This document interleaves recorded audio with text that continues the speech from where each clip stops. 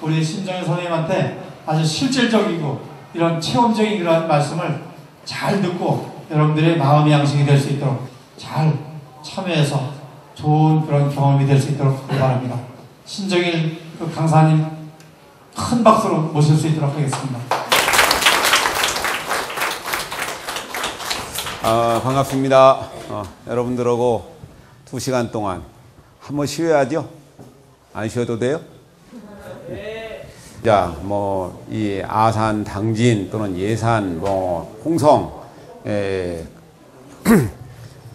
서산까지 해가지고 이 지역을 전부 다 그 내포 지역이라고 부릅니다. 내포 신도시 온 거 알지요? 네. 내포 신도시에 뭐가 있어요? 도청이 들어왔지요. 도청, 교육청 다 들어왔는데 여러분들이 살고 있는 이 아산에서 제일 유명한 것이 뭐예요? 네?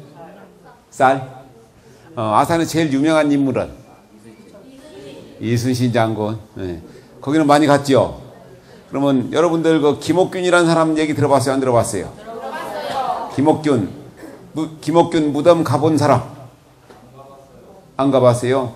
여러분들이 살고 있는 아산시 영인면에 바로 김옥균의 무덤이 있습니다. 조선 후기에 태어난 김옥균, 정말로 대단한 천재였었어요.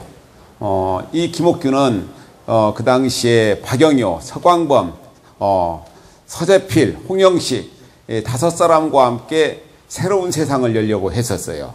그렇게 갑신정변을 시도했다가 결국은 갑신정변 3일천하라고 부르죠. 3일 동안 있다가 결국은 실패로 돌아갔어요. 실패로 돌아가니까 서재필, 홍영식, 박영효, 김옥균 5사람 전부 다 일본으로 망명을 하자고 있었는데 홍영식이는 아버지가 영의정을 지냈었고 아버지가 아파있었어요. 그러니까 아버지 때문에 안 간다고 했다가 결국은 홍영식이는 그 자리에서 매를 맞아 죽었어요. 매를 맞아 죽고 4명은 그 일본으로 망명했는데 바로 이곳이 김옥균이 살았던 곳입니다. 양자를 와가지고 살았던 곳인데 그래가지고 이제 그 김병기라는 사람이 양자를 가가지고 살다가 결국은 갑신정변을 맞이했는데 그리고 나서 4명은 일본으로 망명을 했고 우리나라 진짜 가난한 나라였지 않습니까? 가난한 나라고 그리고 물질이 많이 나옵니까? 나라가 큽니까? 땅이 없습니까? 그런데도 이만큼 세계 경제대국 10대에 들어가고 그런 것은 우리 역사 속에 살았던 수많은 사람들의 피와 땀 그리고 그들이 흘린 눈물들이 우리들의 그 의식 속에 남아가지고 우리를 분발해가지고 이렇게 잘 살게 된 거예요. 그래서 여러분들이 살고 있는 이 지역 아산 이순신 장군도 있지만 김옥균이라는 그 대단했던 걸출했던 인물이 묻혀가지고 있는 곳이 바로 아산입니다. 여러분들이 살고 있는 이 아산을 굉장히 큰 자랑으로 여겨야 하는 하나의 큰 이유입니다. 그러면서 제가 내포 지역으로 가겠습니다. 내포는 목화각국에 알맞지 않은 지방이므로 조선시대의 바닷가 백성은 내포의 생선과 소금으로 유구와 목화와 바꾸어갔다. 그래서 이중화는 공주에서도 오직 유구만이 내포의 생선과 소금의 이권을 장악하고 있었으므로 평시에나 난시에나 모두 살만한 곳으로 보았던 것이다. 그러나 산 위의 맺힌 터에서 안산이 보이지 않기 때문에 맑고 밝은 기상이 적은 것이 유성보다 살만한 곳이 못 되는 이유라고 보았다. 이것이 바로 이제 성호 이익 선생의 성호 사설에 나오는 얘기입니다. 그래서 내포가 예전부터 굉장히 그 번성했던 곳인데 바로 그 홍성에 가서 보면은 보령과 홍성 사이에 있는 산이 바로 오서산입니다. 내포에 있는 이 오서산하고 가야산 자락에 자리 잡은 5곳을 바로 내포라고 부르는데 내포는 우리나라의 하나의 창자 같은 곳이다. 그래서 굉장히 중요한 곳으로 보았던 것이 바로 내포 지역이죠. 예전에부터. 그래서 이중환이 바라본 내포와 예산, 이중환은 충청도에서는 내포가 가장 좋은 곳이다 라고 했는데 충청 가명이 있었던 공주에서 서북쪽으로 200리쯤을 가면 가야산과 만나고 그리고 이제 백제 때 이름이 오산현이었었고 고려시대의 고산이었던 예산은 고려 태조 때 지금의 이름을 얻었다고 볼 수 있죠. 그래서 그 일대 당진까지 펼쳐 있는 평야를 갖다가 예당평야라고 부릅니다. 예당평야. 그래서 세종실록 지리지에 땅이 기름지고 메마른 것이 반반이다. 라고 기록된 예산의 당시 호수는 321호였었고, 그리고 인구는 1477명, 굉장히 작은 고을이 바로 내포였었죠. 예산이었었죠. 그래서 예산의 진산은 바로 금오산이죠. 그래서 일제 때인 1913년 5월에 우리나라 최초의 지방은행인 호서은행이 예산에 세워졌었어요.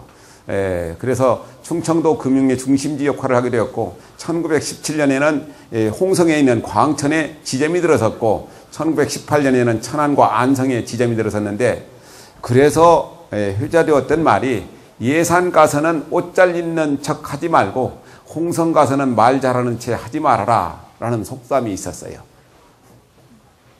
그러나 이 은행은 조선 총독부의 민족자본 억제책으로 1930년 11월에 한일은행과 합병되고 말았죠.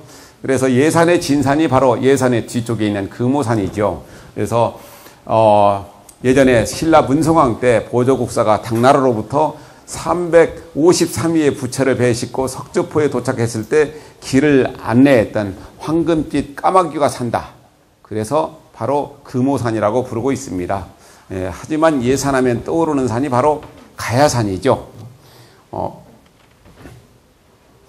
가야산 자락에 가야사라는 절이 있었어요. 그런데 이 가야사라는 절이 있었는데 흥선대원군, 여러분들 아까 제가 대원군 얘기했었지요. 고종의 아버지죠. 그 당시에 그 일척들이 심해가지고 일척들 안동김씨나 풍산김씨 그런 사람들이 홍씨 그런 사람들이 풍산 조씨 그런 사람들이 세력을 잡고 있었기 때문에 조선왕조의 이시지 않습니까? 똑똑한 사람들은 다 죽임을 당했어요. 그렇게 되니까 흥선대원군이 미친 척하고 어떤 때는 안동김씨 잔치집에 가서 막 깽판을 부리고 미친 척 해가지고 술을 얻어먹기도 하고 그렇게 살다가 나중에 이래서는 안 되겠다 해가지고 이 나라를 갖다가 새롭게 바르게 세워야겠다 하는 생각을 가지고 준비를 했었어요. 그러면서 그때 자기 집의 전 재산을 팔아가지고 좋은 곳에 아버지의 묘를 쓰려고 했던 곳이 바로 지금 가야산 자락에 있는 남현군 묘입니다. 그래서 우리나라의 풍수지리의 풍수지리상 가장 길지라고 알려진 곳이 바로 그곳인데, 그곳에 이제 세우게 된 것이 바로 이곳이 바로 이제 남현군 묘입니다. 바로 이 산이 바로 가야산이죠. 가야산. 여러분들 아버지나 할아버지 묘에 가는 사람 한번 손 들어보세요. 자주. 어디가 있어요? 할아버지 묘는? 네? 병원에. 납골당에 있어요? 납골당에 있고 그러는데 요즘에는 이제 화장도 하고 또는 수목장도 하지만 예전에는 전부 다 이렇게 묘를 썼었어요. 묘. 그리고 이제 좋은 곳에 묘를 쓰게 되면은 나도 그렇지만 내 자식이 발복을 해가지고 굉장히 잘 살게 된다.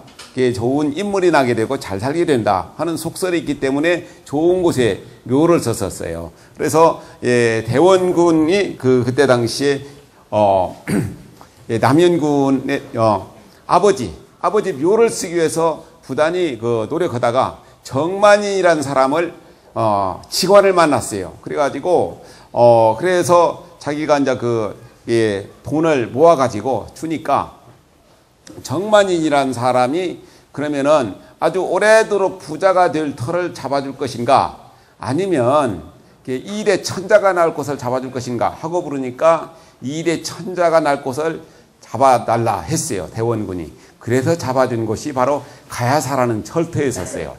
절이었었어요. 그때 이제 절을 사가지고 그때 이제 그 절을 갖다가 중들한테 사가지고 했지요. 그런데 거기가 굉장히 바위가 많아가지고 팔려보니까 괭이가 들어가지 않는 거예요. 그러니까 형들이 있다가 이건 이래서는 안 된다 하지 말자 하니까 대원군이 왜 우리라고 황제가 우리 집안이라고 황제가 나지 말라는 집안이 되지 않느냐 하면서 기어이 강행해가지고 그곳을 갖다가 파가지고 자기 아버지 묘를 썼어요.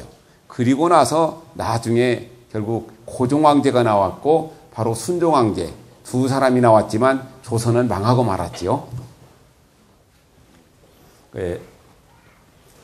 그래서 나중에는 또 여기가 이제 오페르트 도굴 사건이 일어났었죠. 오페르트가 와가지고 이 남이군의 묘를 갖다가 파가지고 가서 나중에 흥정하려고 했는데 석회로 만들어가지고 도저히 팔 수 없는 지적이 돼가지고 결국은 파지 못하고 말았었죠. 그래서 한때 현이었었던 대흥년 있죠. 그리고 이제 바로 그 예산에 가면은 임존성, 백제 주류성이라고 하는 곳이 바로 임존성이죠. 이게 백제가 망하고 나서 백제 부흥운동이 벌어졌던 곳이 바로 임존성입니다. 그런 곳이 있는 곳이 바로 예산이죠. 그래서 결국은 이제 백제 부흥군들이 이곳에서 부흥운동을 펼치다가 결국은 부흥운동이 끝나고 말아버리고 결국은 이제 백제가 멸망하고 말았던 곳이 바로 예산이죠. 그래서 이제 그 백제 부흥운동의 마지막 격전지가 바로 이제 임존성이라는 얘기도 있고, 부안에 가면은 바로 주류성, 지금 계암사가 있는 곳, 그 일대라고 하는 얘기도 있습니다. 어느 것이 맞는지는 모르지요. 내부로 망한 백제 부흥운동이 있죠. 예산이 나온 인물 중에 한 사람인 윤봉길 의사는 본관은 파평, 호는 매헌이며 본명은 우인. 윤봉길은 충청남도 예산군 덕산면 실양리에서 태어났죠. 1918년에 덕산 보통학교에 입학하고 3.1운동이 일어나자 민족의 비운을 느끼고 자퇴한 뒤 성주록이 개설한 오치서숙에서 한문을 수학했고, 그 다음에 1930년 2월에 만주로 망명을 했었죠. 그래가지고 상해에서 세탁소 회계원과 모직공장 직공득으로 전전하며 김구가 주도하는 한인 애국단에 가입하여 활동하였고, 그 다음에 김구 지시를 받아가 일왕의 천황 생일인 천장절의 상해사변 전승기념식이 열리는 홍구공원에서 바로 들어가 폭탄을 던져가지고 일본 상해 파견군 대장과 상해 일본 거류민단 단장 등을 즉사시키고 여러 일본인들에게 중상을 입혔지요. 그래서 나중에 거사후 현장에서 체포되어가지고 5월 25일 상해 파견군 사령부 군법회의 예심에서 바로 오사카로 이송되었고, 그리고 이제 가나다와 형무소로 옮겨져 19일 총살되었죠. 그리고 1962년에 건국군장 대한민국 서장이 훈장되었던 사람이 바로 윤봉길이죠. 윤봉길 의사의 사당입니다. 바로 이곳에서 예산에서 태어난 분이 바로 추사 김정희입니다. 추사 김정희. 조선 후기에 아주 문장가였었고, 그리고 추사체라는 글씨체를 만들어내는 사람으로 알려져 있는 추사 김정희. 추사 김정희 선생의 본관은 경주 또는 원춘, 완당, 추역, 예당, 시암, 파파, 노파, 그런 호들이 한 100여 개가 있었던 사람이 바로 추사 김정희 선생인데, 예조 판서에 있었던 큰아버지 김누경 밑에서 자란 그는 대여섯 살 때부터 글씨로 이름을 날렸고, 그리고 당시의 대학자인 박제가의 문화생이었었어요. 박제가, 여러분들이 이제 고등학교 가서 배워야 할런가? 박제가의 북학어 아직 모르지요. 조선 후기의 실학자로 대단했던 연암 박지원 선생, 조금 이따 얘기하게 되는 연암 박지원 선생하고도 같이 공부를 많이 했던 사람이죠. 그래서 추사 선생은 24살 때 연경에 가가지고 당대의 거유, 완원, 옹방강, 조강 그런 사람들을 만났어요. 그러면서 자기 학문이 굉장히 높게 올라가는데, 그때 이제 옹방강은 추사를 솜씨를 가리켜가지고 경술과 문장이 해동제일이다. 24살의 청년한테 아주 대단한 호칭을 붙여줬었죠. 그래서 청나라의 고증학을 바탕으로 하여 가지고 자기의 예술 세계를 심화시켰던 사람이 바로 추사 김정희 선생이죠. 그래서 1840년 윤상도의 옥사에 얻어 가지고 제주도로 유배되었다가 9년 만인 1848년에 풀려나왔는데, 3년 주인 1851년에 헌종의 묘천 문제로 다시 북청으로 귀향을 가가지고 오랫동안 유배를 했던 사람이 바로 추사 김정희 선생이죠. 추사 김정희 선생의 고택의 안채죠. 안채. 그리고 이제 추사 고택. 추사 선생은 실사구시를 주창했던 사람이고, 예산의 추사 고택이고, 바로 이제 추사 묘입니다. 추사가 유배를 갔던 제주의 화북포인데, 유배를 갈 때 나이가 한 50대 중반에 이르렀었어요. 50대 중반에 이르러가지고 그때 가면서 해남의 대흥사라는 곳을 들렀어요. 해남의 대흥사를 들렀는데 추사 선생은 뭐 우리나라에서 뿐만이 아니라 중국이나 모든 나라에서 대단한 서예가라고 지칭되니까 굉장히 오만했었어요. 오만하기도 하고 자기 예술에 대한 자부심이 강했는데 해남의 대흥사 가니까 대흥보전이라는 글씨가 써져 있는데 그 사람이 신지도로 유배를 왔었던 원교 이광사 선생의 글씨였었어요. 그걸 보더니 저렇게 촌스러운 글씨를 누가 썼느냐 하면서 그 글씨를 내리다 해가지고 자기가 대흥보전이라고 써가지고 현판에 걸었어요.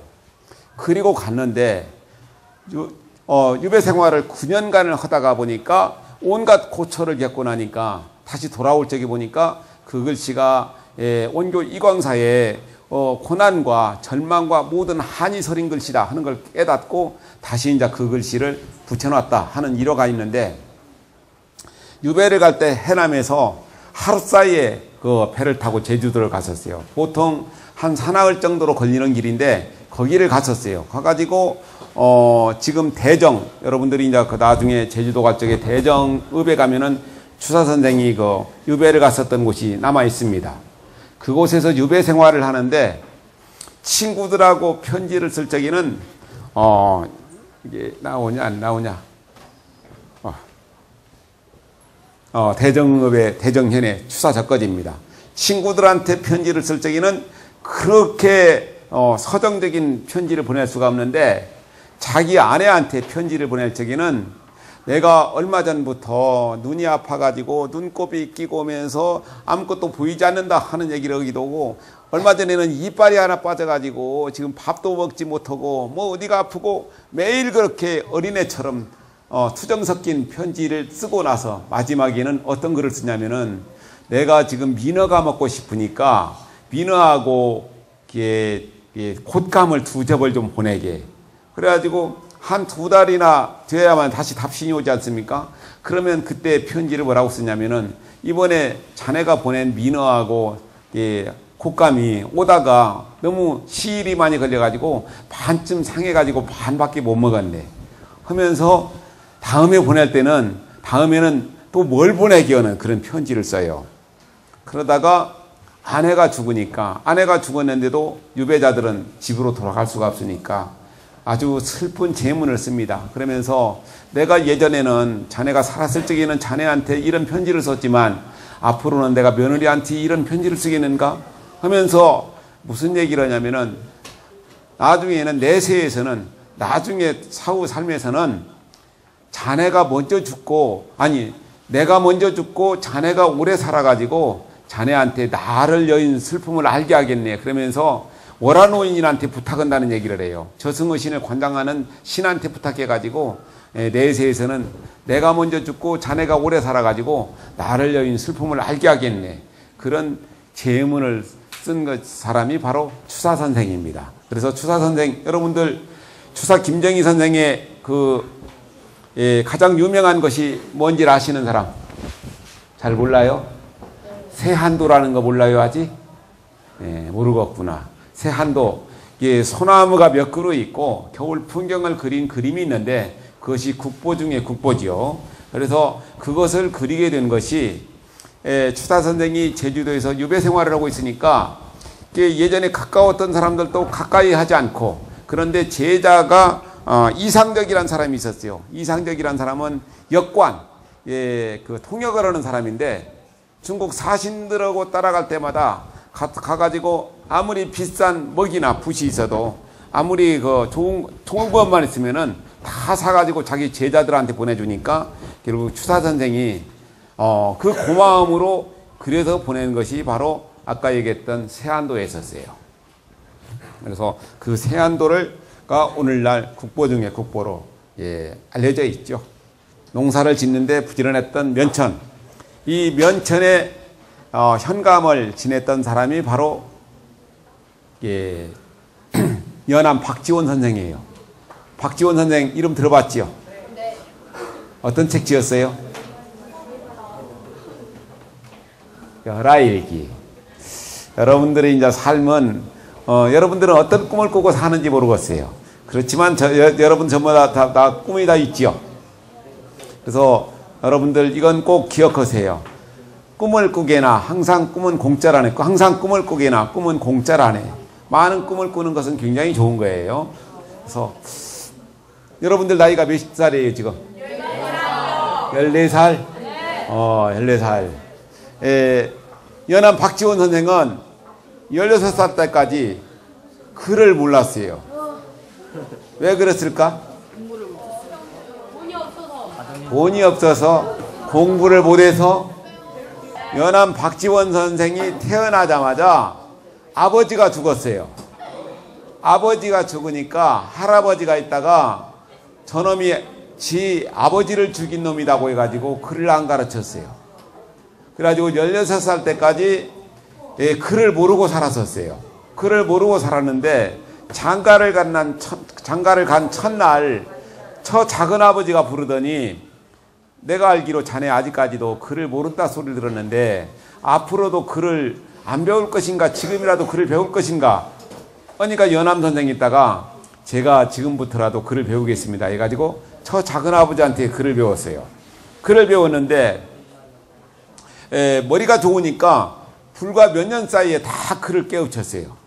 그래가지고 과거를 보기 시작했는데 과거를 보는 족족 떨어지는 거예요. 그 이유를 나중에서 알게 되는데 자기 선조에 있었던 박미란 사람이 여러분들 임진왜란 때 임금이 누구예요? 선조지요. 선조의 그 사위였었어요. 박미란 사람이. 그러니까 선조의 사위였기 때문에 그랬는데 또 삼종영이 박명원이란 사람이 박지원의 삼종영 박명원이 영조의 사위였었어요. 영조의 사위가 되다가 보니까 왕의 인척은 벼슬에 올리지 않는다는 그것 때문에 벼슬이 떨어지는 거예요. 과거가 떨어지는 거예요. 그때부터 이제 과거에 대한 뜻을 끊어버리고 오로지 명산을 대천을 산천유라고 하면서 보냈어요. 그러니까 가난하기가 이루 말할 데 없이 가난했었지요. 서울 장안에서 제일 가난했던 사람이 바로 연암 박지원 선생이에요. 그렇게 44살까지 살았었는데 어느 날 박명원, 아까 삼종영이라고 했죠. 영조의 사위. 청나라로 사신으로 가게 되는데 정사로 가면서 연암 선생한테 연락이 왔어요. 내가 이번에 사신으로 가는데 자네 나 따라서 청나라 가지 않겠는가 하니까 그 당시에 직업도 없었고 농사도 제대로 못 짓는 양반이기 때문에 그때 이제 자기 삼종영을 따라갔어요. 그러니까 박명원이 때문에 벼슬이 막혔었는데 결국은 박명원이 때문에 결국은 열알기를 사신으로 가가지고 열알기를 쓰게 된 거예요. 그래가지고 북경을 갔는데 북경에 가니까 중국의 청나라의 황제가 북경에 있는 것이 아니고 자금성에 있는 것이 아니고 여름이라 열하라는 곳에 피서산장으로 피서를 갔어요. 그러니까 그곳으로 가려고 하는데 어느 날 가려고 하는데 연암 선생은 갈 마음이 별로 없었어요. 그때 박명원이 연암 박지원 선생을 불러가지고 자네가 이번에 사신으로 나를 따라왔는데 이번에 이게 절호 기회네. 아무도 예전에 온 사람들은 열하를 간 사람이 없는데 열하를 가야 하네. 그러면서나 앞으로 자네가 열하를 가지 않고 다시 우리나라로 돌아가게 되면은 자네가 열하를 갖다 다른 사람한테 어떻게 설명할 것인가 해가지고 따라가게 된 거예요. 그래서 결국은 자기의 벼슬을 갖다가 할 수 없게 만들었었던 박명원이 때문에 결국은 열하를 가게 되고 열알기를 쓰게 된 거예요. 그래서 우리가 살다가 보면은 어떤 때 굉장히 내가 손해봤다 생각드는데 나중에 지내놓고 보면은 이익되는 경우 많지요. 마찬가지로 살면서도 마찬가지예요. 박명원이 때문에 자기의 벼슬이 막혔었는데 박명원이 때문에 우리가 결국은 열알기라는 아주 우리 민족의 귀중한 책을 볼 수 있는 거예요. 그래서 어떤 사람을 만나고 사느냐가 굉장히 중요합니다. 그래서 열하일기를 지은 연암 박지원 선생은 그 당시에 홍대웅이나 이서구 또는 박제가, 이덕무, 유득공 그런 대단했던 조선 후기의 인물들하고 만나고 살았었는데 그렇기 때문에 서로 경쟁이 되면서 많은 공부를 할 수 있었어요. 박지원이 군수로 재직했던 면천, 이곳에 와가지고 이제 양지라는 제방이 있었는데 고을로 흘러드는 물을 가두어 모아두는 그 물을 사용하는 농토가 매우 넓었다. 그래서 이제 매년 군민들을 동원해서 둑을 수리했지만 안 되니까 그때 이제 이곳에 수로를 막고 그래가지고 면천 사람들을 굉장히 편하게 살게 했다. 여러 가지 기록이 남아 있죠. 그래서 면천 군수로 갔을 때가 이제 1797년인데 1800년까지 3년을 재직했지요. 이곳에서 면천에서. 해미읍성은 아까 얘기했던 것처럼 해미현, 조선시대 1914년까지만 하더라도 하나의 현이었었어요. 해미 관아가 있었던 곳이 바로 해미지요. 그래서 저곳에서는 수많은 사람들이 병인양요 때 이후에 천주교 순환 시절에 많은 사람들이 죽기도 했는데 우리나라에 남아있는 몇 개 안 되는 읍성 중에 하나가 바로 해미읍성이에요. 전라남도 순천에 가면은 벌교 나간읍성이 있어요. 나간읍성이 있고, 그리고 이제 고창에 가면 고창읍성, 그 다음에 무장에 가면 무장읍성, 몇 개 남지 않은 성 중에 하나가 바로 해미읍성인데, 해미읍성에는 왔던 사람이 바로 다산 정약용 선생도 이곳에 와서 열흘간 유배를 왔던 적이 있었고, 그리고 또 이순신 장군이 근무하기도 했었어요. 그래서 아까 얘기했던 1860년대에는 이곳에서 천주교인들이 많이 죽임을 당한 곳이 바로 이곳이죠. 그래서 해미읍성의 동헌은 바로 이 해미 현감이 근무를 했던 곳이에요. 이곳에서 많은 송사를 다스리기도 했었고, 이곳에서 이제 잠을 자면서 진물을 보던 곳이 바로 해미 동헌이죠. 싸움이 많았던 홍성이죠. 그래서 그런지 이 지역에서는 싸움이 많이 치러졌는데 16번에 걸쳐가지고 왜구들이 침입했고, 그리고 고려중기의 분신 최영의 반란, 이몽각의 반란, 동학혁명과 의병전쟁으로 일커지는 수많은 전란을 거치면서 홍주성이 아주 많이 줄어들어 버렸죠. 그래서 여기 이렇게 왜구들의 침입이 잦았던 것은 제가 대마도하고 일본을 가서 보니까 대마도 같은 경우는 한편은 땅이 없어요. 나무만 있고 그러다 보니까 그 지역 사람들은 어떻게든 가을에 겨울을 나려면은 조선에 와가지고 전부 다 노략질, 도둑질을 해가지 않으면 살 수가 없으니까 그 사람들은 먹고 살기 위해서 우리나라를 침략했던 거예요. 그래서 우리가 진도 같은 경우, 여러분들 진도 있죠? 진도군 있죠? 전라남도. 진도 같은 경우는 어떤 때는 그냥 진도 고을을 다 비워둬버리고 이 육지로 전부 다 나와서 한 몇백 년간 섬을 비워뒀던 적도 있어요.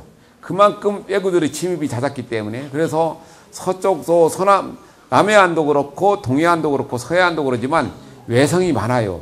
왜구들 때문에 이제 쌓은 산성들이 진짜 많은데, 그래서 여기도 마찬가지로 홍성도 왜구들의 침입이 굉장히 잦았던 것이죠.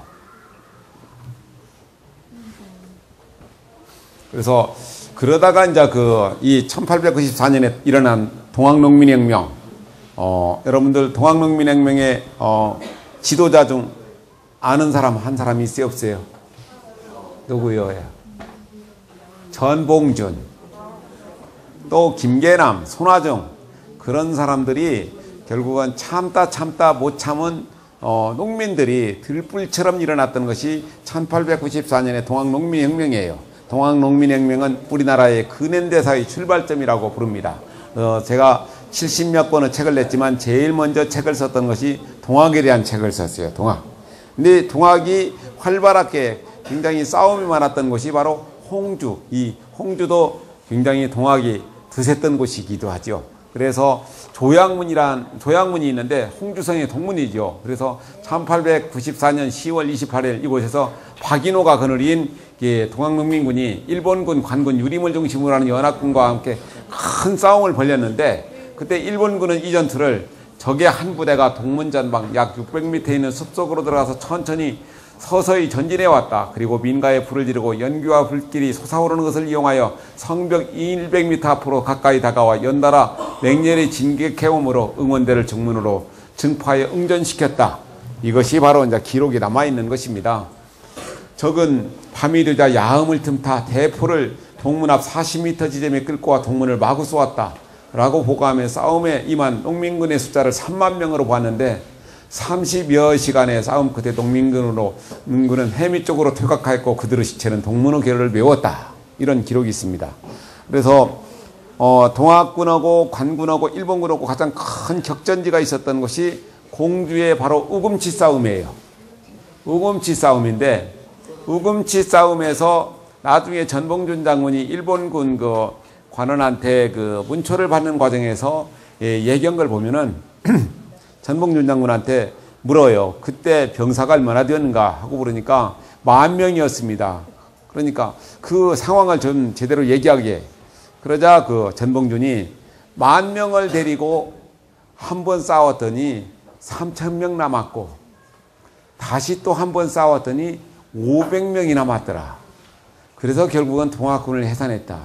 그래서 우리가 동학농민군하고 싸운 이야기는 여러분들이 이제 조금 더 들어가면 알 것이지만, 나이 들어가면 알 것이지만, 그때 동학군들은 쇠쇠랑하고 나더고 그런 죽창을 들고 싸웠는데, 일본군은 바로 일본군은 그 기관단총을 가지고 있었으니까 기관단총을 가진 그 군대를 어떻게 동학군들이 이기겠습니까? 인물이 많이 태어난 홍성이죠. 자, 홍성에서는 이 땅에 빼어난 자취를 남긴 많은 인물들이 태어나는데 황금을 보기를 돌같이 하라. 누가 했어요? 최영장군이죠. 최영장군하고 그리고 사육신으로 한 사람으로 알려진 성삼문, 그 다음에 그 홍북면 노은리에서 태어났고 고려말의 고승 보우 홍성에서 태어났고, 또한 청산리절 독립운동사의 길이 남을 김좌진 장군이 바로 1889년 갈산면 상촌리에서 태어났고, 민족시인 한용운은 바로 1879년 결성면 송곡리에서 태어났지요. 그래서 홍성에서 아주 이름난 인물들이 많이 태어났습니다. 불교 신자에 있었던 불교 대단했던 고승에 있었던 보우선사는 명종때 사람으로 문정왕후의 총애를 받다가 결국 문정왕후가 죽고 나니까 제주도로 유배가 가지고 비참한 처우를 마친 사람이 바로 보우선사입니다. 만해 한용운 선생 생각. 만해 한용운 선생 시 아는 거 있어요? 아직 안 배웠어요? 그랬구나. 만해 한용운 선생은 바로 이 홍성에서 태어났죠. 10살 때까지 뛰어난 기억력, 아주 신도로 소문이 났던 사람이 바로 한용운 선생이에요. 그래서 1892년에 16살 나이, 여러분들보다 한 2살 더 지난 뒤에 장가를 갔어요. 장가를 갔는데 그 안사람하고 사이가 안 좋았던 모양이에요. 그래가지고 별로 그렇게 신혼생활의 재미지를 못 느끼고 있다가 어느 날 문득 그 서울을 가고 싶더래요. 서울을 보고 싶다는 생각이 드니까 아버지하고 마누라한테도 얘기도 하지 않고 서울로 가던 길에 어떤 스님을 만났는데, 어떤 스님이 지금 뭐 설악산 백담사에 아주 이름난 고승이 살고 있다. 그러니까 그 고승을 만나기 위해서 그냥 설악산으로 진로를 바꿨어요. 굉장히 즉흥적이었던 사람이 바로 만해 선생이거든요. 서울로 가려다가 바로 이제 설악산으로 갔는데, 설악산에 가니까 그 스님이 어디로 가고 없더래요. 그곳에서 불목하니 노릇을 하고 있다가 어느 날 세계 여행책을 보다 보니까 문득 블라디보스토크로 해가지고 러시아를 돌아가지고 구라파로 해가지고 미국으로 가고 싶다 하는 생각이 들었대요. 그래가지고 그래서 이제 그때 갔었는데, 가면서 이제 그 쓴 거 있었죠. 노자도 지닌 것이 없었다. 그래도 내 마음은 태어나기만 했다. 서울 가는 길 방향도 몰랐다. 그러는 그리고 그렇게 가다가 이제 블라디보스토크로 갔는데, 만해 한용운 선생이지요. 북대륙의 하룻밤이라는 글에 잘 나타나 있죠. 그 길로 경성에 와서 보니 기대하던 세계와 지리와 사정에 다하여 대강이라서 체험담을 들을 곳이 없었다. 나의 교재가 넓지 못한 것도 하나의 원인이었겠지만 실로 세계적 체험을 이은 사람이 적었던 것이다. 그래가지고 그리하여 나는 지도와 문자상으로 본 것을 기초 삼아서 진로를 스스로 결정하였다. 가까운 러시아로 먼저 가서 중구라파를 거쳐 미국으로 가기로 하였으므로 원산에 가서 배를 타고 해삼이 상륙하기로 하였던 것이다. 그랬는데 블라디보스토크로 가서 보니까 여러 가지 여건이 안 좋아요. 그래가지고 결국은 돌아왔는데, 그때 그 블라디보스토크로 갔더라면은 어떻게 되었을 것인가? 노벨상에 그 가끔 오르는 고은 시인이 쓴 것 보면은 이렇게 나왔습니다. 만약 이 여행의 첫걸음이 이런 좌절로 끝나지 않고 그의 모험심대로 시베리아 횡단이 실현되고 중국 서구를 지나서 대서양을 횡단 미주로 건너갈 수 있었더라면 그의 운명은 전혀 다른 표현으로 확대되었을 것이다. 그의 여행은 그 여행에서 반드시 돌아온다는 보장이 혹정되어 있지는 탐구 기행했다. 아마도 제정 러시아가 혁명 소비에트로 바뀌기 전 때까지 모스크바에 체류하였더라면 그는 조선 공산주 지도자가 되었을 것이고 그가 파리에 있었다면 아주 세계적인 근대 철학을 갖추었을 것이다. 또한 그가 미국에 건너갔다면 이승만 이상의 국부적 독립운동가가 되어 극동한 정치 지도자로서 성장했을 것이다. 이것이 가정이죠. 설령 한용운이 그곳에 갔더라면 하는 가정이죠. 바로 백담사 극락고전이죠. 그래가지고 설악산 영시암을 갔었고, 그래가지고 나중에 결국은 독립운동가가 되고, 그래가지고 3.1운동의 주역이 됐었지요. 33일의 그 만세를 불렸던 사람 중에 하나였는데, 그러다가 육당 최남선 선생이 변절하니까, 여러분들 잘 들으세요. 1930년대에 육당 최남선과 만해 한용운 선생이 파고다 공원에서 마주쳤는데, 육당 선생이 한용운 선생한테 육당 아닌가 하고 부르니까 손을 내미니까 누구시더라 그랬대요. 그러니까 나 육당 최남선일세. 그러니까 나는 오래전에 그가 죽었다는 소식을 들었는데 하고 인사도 않고 헤어졌던 사람이 바로 만해 한용운 선생이죠. 그러니까 변절한 사람하고는 악수도 오지 않다. 내 기억 속에서 너는 죽었다 하는 것을 드러내는 표현이 하나 그것이죠. 결성에서 태어난 김좌진. 청산리 전투에 그 이름난 김좌진 장군도 결성에서 태어났지요. 결성, 지금은 사라지고 결성면이 됐지요.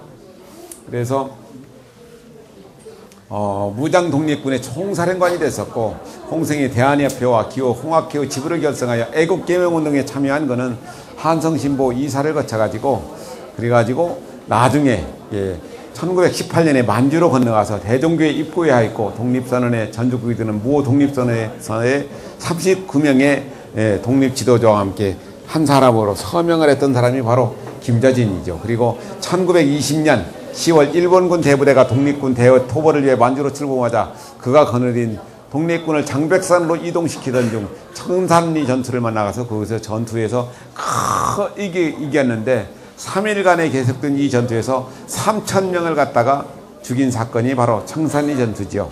그래도 여러 활동을 벌이다가 1930년 1월 14일 산시역 앞 자택 200m 거리에 있는 정미소에서 공산주의자인 박상실의 총탄에 맞아 순국한 사람이 바로 김좌진 장군이고, 그 사람이 얼마나 중요한가 하는 시를 한 편 낭독하고 끝내겠습니다.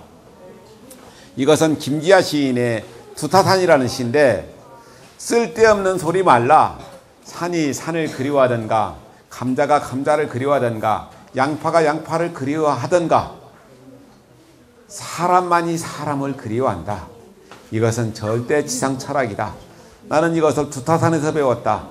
그 마지막 년이 딱 재미있습니다. 개새끼들 그래요. 사람만이 사람을 그리워할 정도로 해야 하는데, 그만큼 귀중한 것이 사람인데 사람을 어떻게 하면 이용할까 하는 생각만 하잖아요.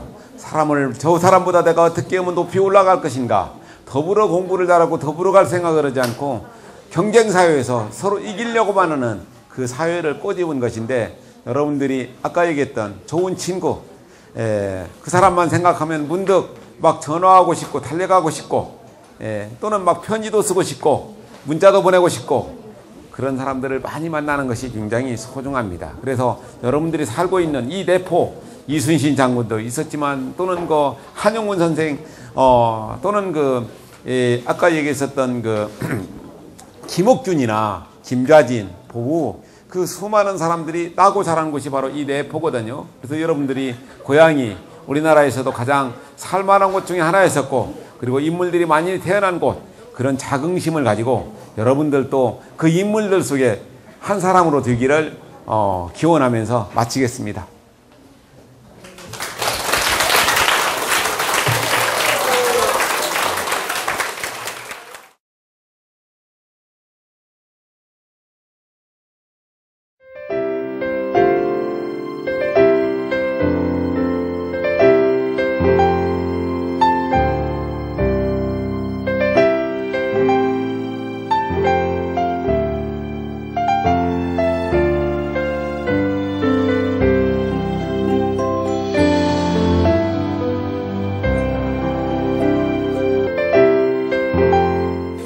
이곳이 바로 해미읍성이에요. 해미읍성. 해미는 정해하고 여미 두 개의 현이 합쳐져 가지고 해미가 됐는데 1914년까지는 바로 해미현이 있었던 곳이에요.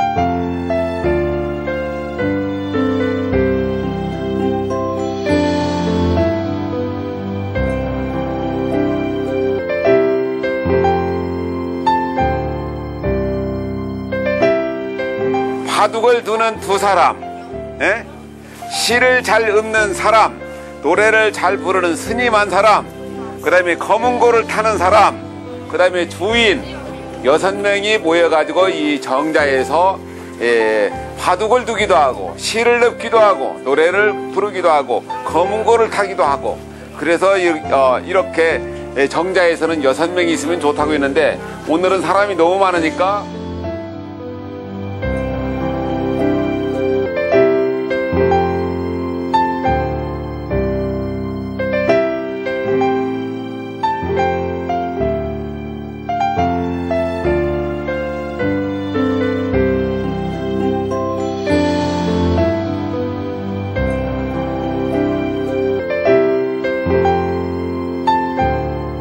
님은 같습니다. 아, 사랑하는 나의 님은 같습니다. 푸른 산빛을 깨치고 단풍나무의 숲을 향하여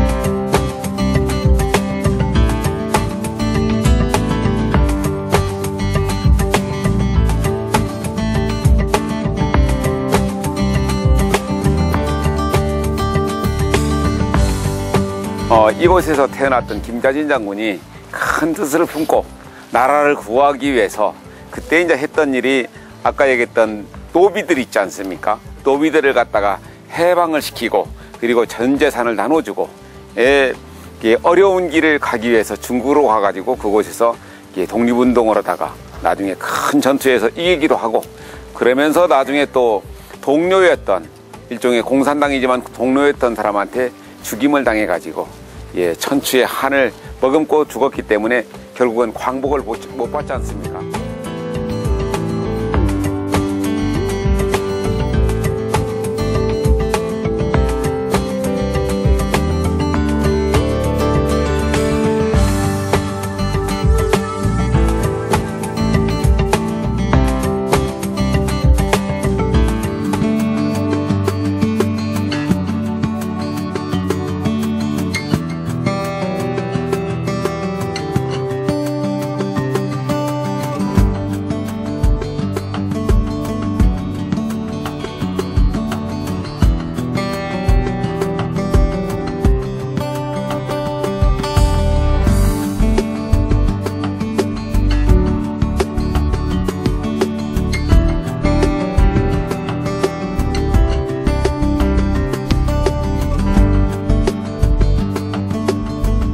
옛말에 견문이 많아야 안목이 없다 하는 말이 있습니다. 오늘 그 내포 지역의 중학교 아이들과 함께 내포 지역 답사를 냈습니다. 해미읍성, 한용운 생가, 김좌진 생가 또는 윤봉길 의사, 추사코 때까지 답사를 하면서 많은 것을 느꼈는데, 아이들한테 이런 현장 체험이 굉장히 중요합니다. 이런 현장 체험을 통해 가지고 결국은 내고장에 대한 역사, 문화, 그런 것들을 알게 되고, 그러면서도 나중에 이제 이 지역을 떠나더라도 내 고향에 대한 역사를 제대로 추억할 수 있는 것이기 때문에 이런 행사는 자꾸 많이 만들어져야죠. 그래서 이 내포 지역, 나라 안의 창자라고 하는 이 지역에 대한 애정을 많이 가진 학생들이었으면 좋겠다 하는 생각을 갖기로 했습니다.